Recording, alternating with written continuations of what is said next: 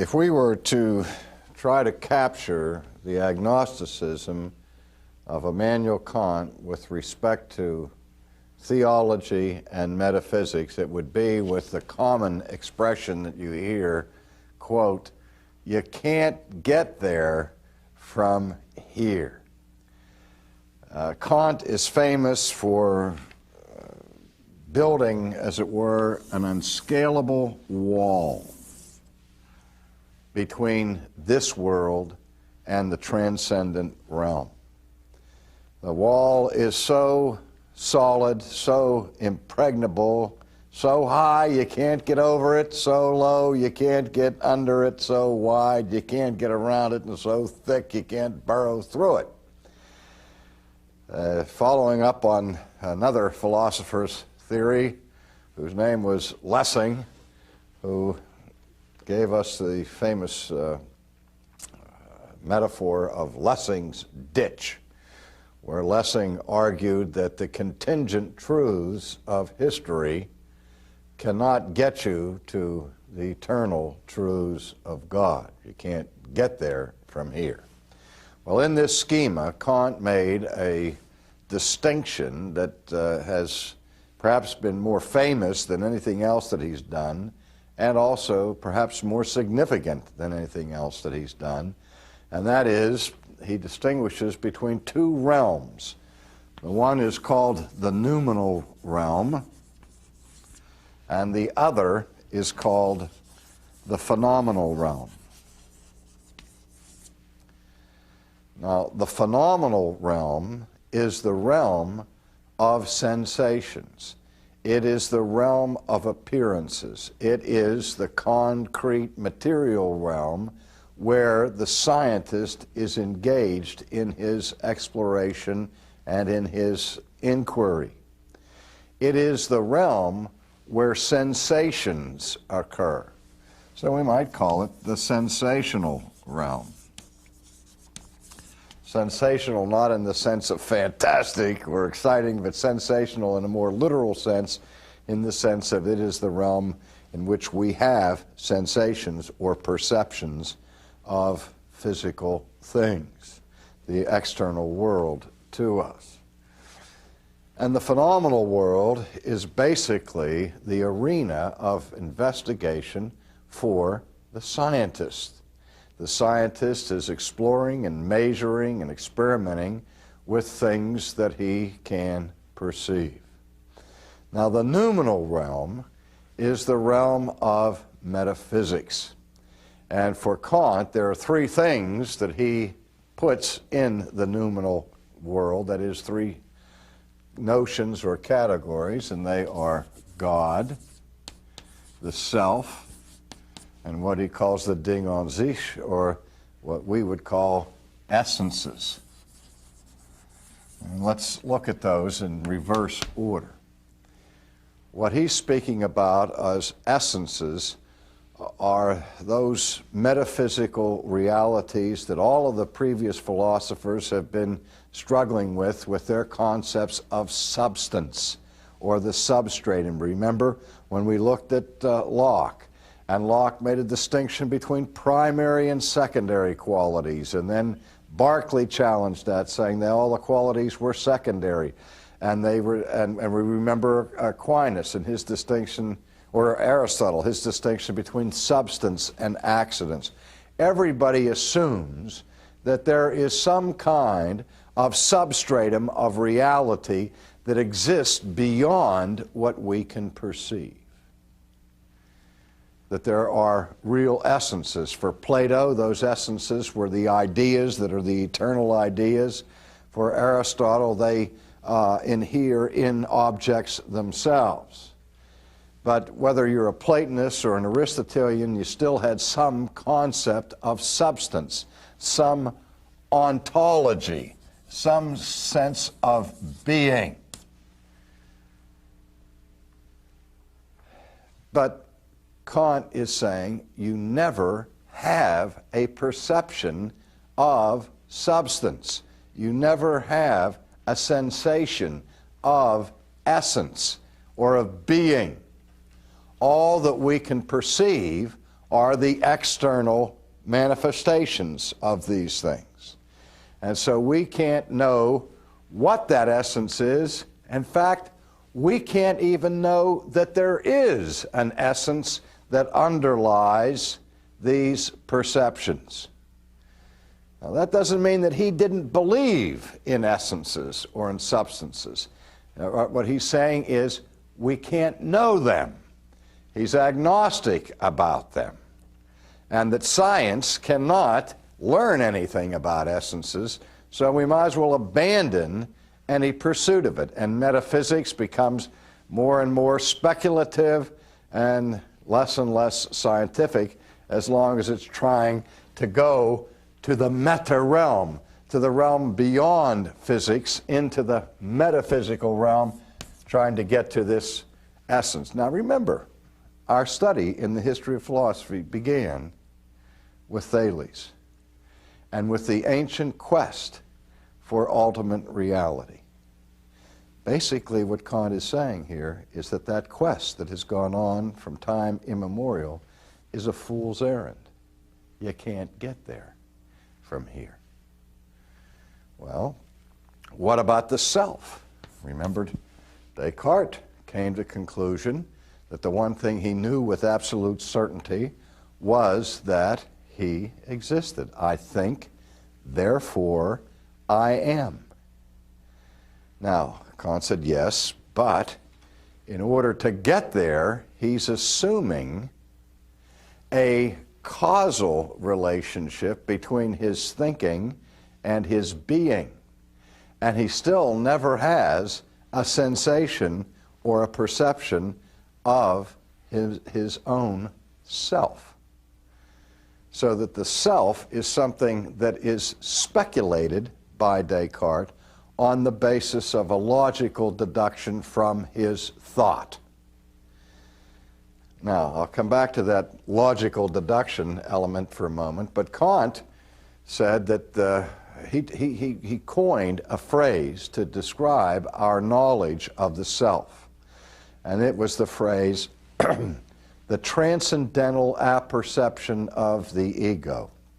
And this is one of the reasons why people who aren't trained in philosophy have a very difficult time reading Immanuel Kant, because he seems to be fond of creating a whole new vocabulary and a whole new language. What in the world is a transcendental apperception of this ego?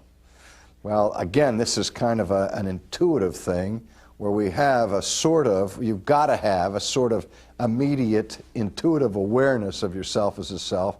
It's not something that you can know theoretically, but you just go with it. Sort of like the pure intuitions of space and time that I mentioned earlier. But you can't penetrate to the core of the being of the person. All you are left with are sensations and observed behavioral patterns and that sort of thing. You can't really get to know the self, because the self remains unknowable in the theoretical sense. But when we look at this division between the noumenal world and the phenomenal world, it's not so much the self and the essences that have created the consternation as a result of Kant's agnosticism. It's the third concept, the notion of God. Now, Kant grew up in a religious home, and he professed a certain belief in the existence of God. But he said that we cannot prove the existence of God with rational or scientific arguments. He said that the traditional arguments, the teleological argument, which was the one that impressed him the most, which was the argument from design, that is, that this world manifests an incredible pattern of design and purpose and harmony, and such design points to a cosmic designer. How can you possibly have design without a designer? And Kant, his deathbed, was very much impressed with that argument, but he said it wasn't conclusive, because we're not sure that design is not something that we are adding to this experience that we're having. So that maybe we are the ones who are imposing design with our own minds, and it's not something that we're simply encountering. But the other arguments, the cosmological argument and the ontological argument, are usually distinguished from one another. And the cosmological argument usually means that you reason back to the existence of God as the first cause for the world that we perceive. And that is based upon cause and effect, or on the law of causality. So we reason back from this finite, contingent world back to an infinite and independent, eternal, self-existent being, as we've seen with Thomas Aquinas. You remember when we had a brief look at Anselm, that Anselm posed his version of the ontological argument. And the ontological argument of Anselm was recast both by Descartes and then by a later philosopher by the name of Christian Wolff. And Christian Wolff was the one that Kant critiqued most sharply. And he basically says this, that all of the arguments for the existence of God in the final analysis come back to the ontological argument. They are arguments from being. And he says, that is Kant says, that existence is not an attribute. And that fundamentally he made the same argument against the ontological argument that Gonilo did against Anselm's argument. That in terms of the idea of God, there is no difference between the idea of a fictional God and the idea of an existing God. Remember, and when Anselm said, God is that which no greater than can be conceived, and Gonilo said, hey, I have this imaginary island, the most perfect island conceivable. Just because I can conceive of a perfect island does not mean that that island actually exists in reality. And Anselm replied by saying, well, that's true with respect to islands, but we're talking here about the most perfect being. And that being cannot be conceived as not being, because if you're thinking of it as not being, you're not really thinking of what we're talking about here. Well, Kant talked again about this difference between 100 guilders, or golden $100, imaginary dollars, and 100 real dollars. In terms of the idea of dollars, there's no difference. You still have the same idea of a dollar, whether it exists or doesn't exist. And so he rejected ontological arguments for God, and at the same time rejected the cosmological argument for God, because he said even though he was committed to the law of non-contradiction and the law of causality that are necessary to his categories to order the sensations that we have, the assumption that is made by classical theists is that those categories that work and are necessary transcendentally to sort out sensations in this world, like the law of causality and the law of non-contradiction, without which you can't sort out this mass of sensations that you have. How do we know that we can transfer those things to the metaphysical realm? Just because a raindrop requires a cause doesn't mean that we can move from the phenomenal world where causality works and jump over this to the noumenal world, because we have no perception of it, no sensation of it. Now, to buttress his critique of classical theism, he also set up a case of what he calls antinomies. That he says, if you argue philosophically for the existence of God, you run into irreconcilable contradictions, where you can talk about free will or sovereignty issues of that kind, and one school of thought argues for the ultimacy of human freedom, the other one for the ultimacy of sovereignty, and those two are incompatible, and so that rational speculation leads you ultimately to contradictions. And because these antinomies persist in philosophical speculation about God, you can't really know which one of the poles of the contradiction is true. Or, even if you can apply logic to this supra-metaphysical world. Just because it applies here in this realm, Kant would argue, does not mean that it must apply up here. So with logic, causality, intuition, all of the things that we have, we can't get over this wall. Now, much of subsequent philosophy is an attempt to smash that wall down, or somehow to get around the wall, to recover and to restore a ground basis for metaphysics and or for theology. I've often said, for example, that Paul in Romans 1 argues that God is known. He is known through the creature, through the creation, through the things that are made. Kant is saying you cannot know that God exists from the phenomenal realm.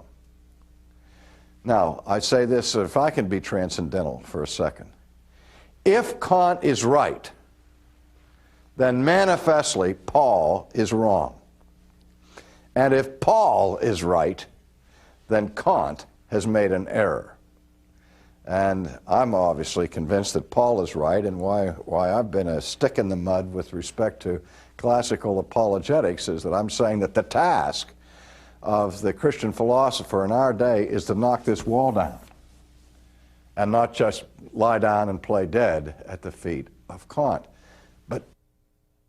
But many theologians have abandoned natural reason and natural theology altogether because of the Kantian critique. Now, quickly, in the time that we have left, though Kant says we cannot know the existence of God through theoretical thought, in addition to his critique of pure reason, he also wrote his critique of practical reason, where he kicked God out of the front door of the philosopher's house, he ran around to the side door and to the kitchen door and tried to sneak God back in the back door. Because he said, even though we can't know God theoretically, for all practical purposes, we must assume the existence of God. God's existence is a practical necessity. And to show that, he developed his moral argument for the existence of God, and again, following his transcendental method. You've probably all heard of Kant's theories with respect to ethics, where he talks about the famous concept of the categorical imperative, kind of Kant's version of the golden rule. He says that it is the experience of people to realize that everybody has some sense of oughtness, some sense of duty, or what we would say in simple terms, some sense of right and wrong. Now, again, he's not going to argue psychologically for this, where some psychologists might come in and say, well, the reason for that is that because the whole world's become neurotic as a result of Queen Victoria or the Puritans or whatever, and that's why everybody has troubled consciences. Kant wasn't looking at this from a psychological perspective. Again, he approaches the question transcendentally. He says, okay, we all have this moral sense, this categorical imperative, an absolute sense of duty to do what is right. And he asks this question, what would have to be true for that to be meaningful? Or to put it another way, what would have to be true for ethics to be meaningful? And bottom line, what he concludes is there has to be a God. As Dostoevsky mentioned later, if there is no God, all things are permissible. Because without an absolute standard of righteousness, then all ethics become our personal preferences, either of the individual or of the group who is in power. But for ethics to be meaningful ultimately, there has to be a standard. And basically, Kant reasons this way. For ethics to be meaningful ultimately, there must be justice. Because if in the final analysis, the wicked prosper and the righteous suffer, and injustice prevails, there is no practical reason to seek to be ethical, because crime pays and justice doesn't. So, for ethics to be meaningful, the first necessary condition is justice. Well, then he asks the question, what would be necessary for justice to be real? Well, obviously, we live in a world that's topsy-turvy, that's upside down, and justice does not always prevail. So for there to be ultimate justice, something else must happen. There must be life after death. You have to survive the grave. There has to be a personal continuity of consciousness, or you can never experience the full measure of justice. Well, suppose you do survive the grave. Is that enough to ensure justice? No. There has to be a judgment. And that judgment must be perfect. And for there to be perfect judgment and perfect justice, there must be a perfect judge. And in the perfections of that judge must know all the facts of the case, all the mitigating circumstances. He has to have a perfect understanding of every transaction before him if he's going to give a perfect verdict. But not only must he have all knowledge, but he must be righteous, because you could have a judge who knows all the facts, but he's still corrupt and could be susceptible to the bribe. So this judge has to be impeccable in his character. But even that's not enough to guarantee justice, because he must also have the power to implement his justice. He must have the power to enforce the laws of justice. And as you can see, before you know it, you have an omnipotent, omniscient, righteous, and holy judge judging people. And he says, without that, there can be no grounds for ethics. Well, of course, he said, for practical purposes, for civilization to survive, we must live as if there is a God. Now, of course, the next generation, the Nietzsches of this world, came up and said, okay, ethics aren't meaningful. There is no God. Ethics are meaningless. Civilization is a joke. Let's face it and bite the bullet. And that's where we are, trying to be suspended between the meaningful and the meaningless. And as long as that wall is there, then only thing you have is an existential, hope that maybe something's out there, and that if you jump into the abyss, maybe God will catch you. But we'll look at the responses to Kant as we continue later.